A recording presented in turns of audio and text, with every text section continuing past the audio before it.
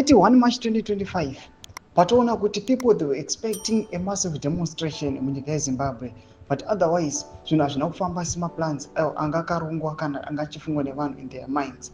Panguva ino tichiona kuti as macitizens vanga achiasuma vakamirira kuti tinge tichiona aiwa Bomushogeza aiwa nemaforces ake vachiratidzira mastreets.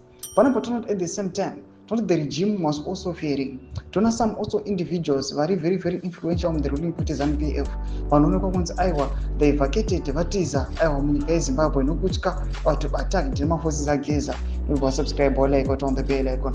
Timira panapa paendo yeX aiwa vanouya chipost pictures yevanhu aiwa members at the ruling party ZANU-PF obudanyira achiti update on Mnangagwa Srizviganandas. Chris Mutsvangwa has left the country. Gumi Matanga left this afternoon. Tagwire under presidential guard. We can know he has run away.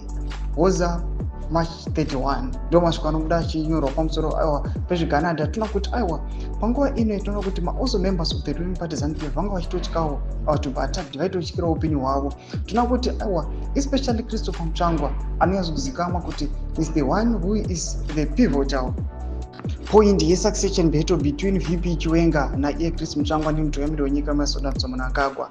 Panguva ino tiona kuti aiwa zvigananda zvichibuda munyika zvichasarodza kuti aiwa vaitofiyawo aiwa vanga nefiya yaBomushogeza. At the same time citizens panguva ino tinoona kuti vagari munyika yeZimbabwe vava a bit aiwa disappointed. Noda kuti maybe the signal aisatanyatsa kubuda utinoona kuti Bomushogeza achazorelease maforces ake achizodemonstrate against the regime or not. But at this point in time panguva ino vanhu vane kafeeling kekuva disappointed kuti aiwa nematauriro aita Bomushogeza zvinhu hazvinanyatsa kuita sekufunga kwavaita. Imbotudzai mafungiro enyu patiri panguva ino tiona kuti aiwa the 31st day risati rapera and also tomorrow they are saying they are also planning the same. Notipinda comment section medu mafungiro ako sawana subscribe or like, chit on the bell icon.